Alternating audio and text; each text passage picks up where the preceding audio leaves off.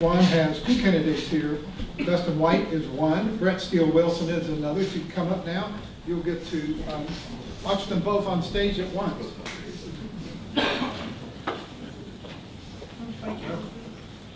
Okay, Dustin, would you like to start? Sure.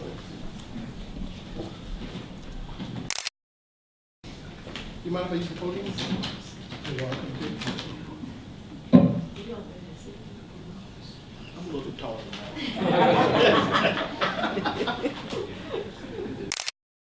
Got a little bit of a cold, so my voice is a little different today. My top priorities for the city of Jeffersonville, specifically the first district, we have the issue of drainage. You've heard a lot about that tonight, and the flooding. So that's the first priority that I have with respect to my district. There are some days, I remember one day I had to try to get to New Albany to go to court, and I couldn't get out of the city of Jeffersonville because all the intersections were flooded. So I had to call the court and tell them I can't come today. But that's the main issue, and we want to make sure that gets solved. We hope that it would have been solved over the past 4 years, but it seems to be from both the candidates that there's some commitment that it will be solved in the next administration. I will not be a councilman that will stop whatever idea is presented that complies with the EPA mandate. There are a number of lawsuits now and different things that the council has instituted.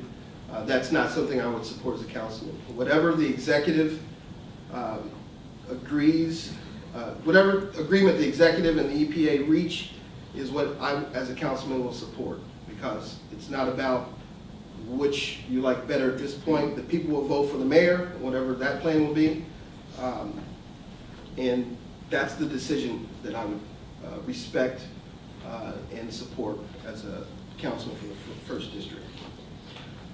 The TIF districts, in the first district we have the Falls Landing and the Intercity Road. Intercity Road is a huge TIF. Part of it does come down to the first district. It's for economic development, which is one of my priorities as well.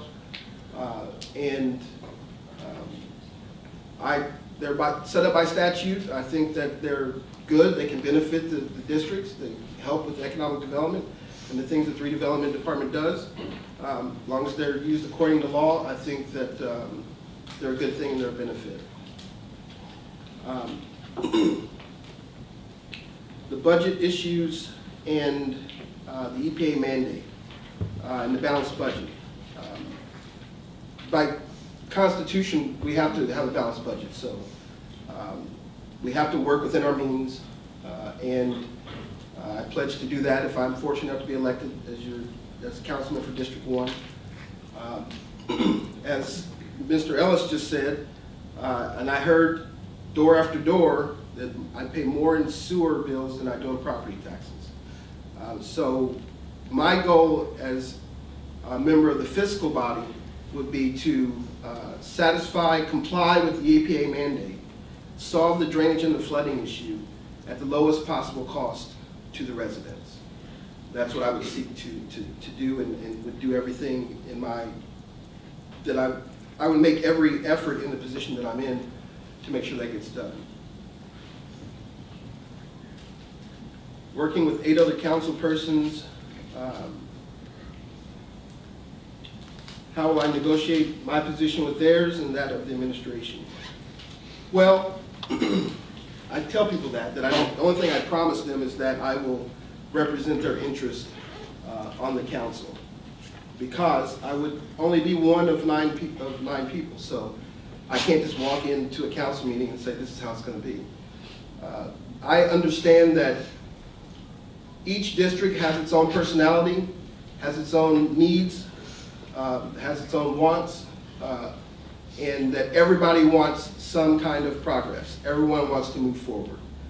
So the goal would be is to lay them out on the table, try to find common ground, try to highlight that what the desires of the constituents in District 1 are not only good for District 1, but good for the city as a whole, and try to get at least some of what is needed or desired in the first district.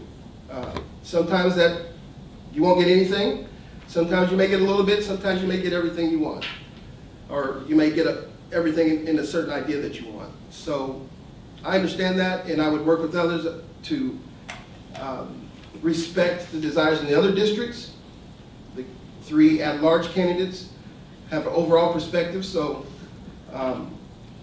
they would also hopefully I would be able to work with them to get their buy-in, because they would represent not just a specific district, but the entire city.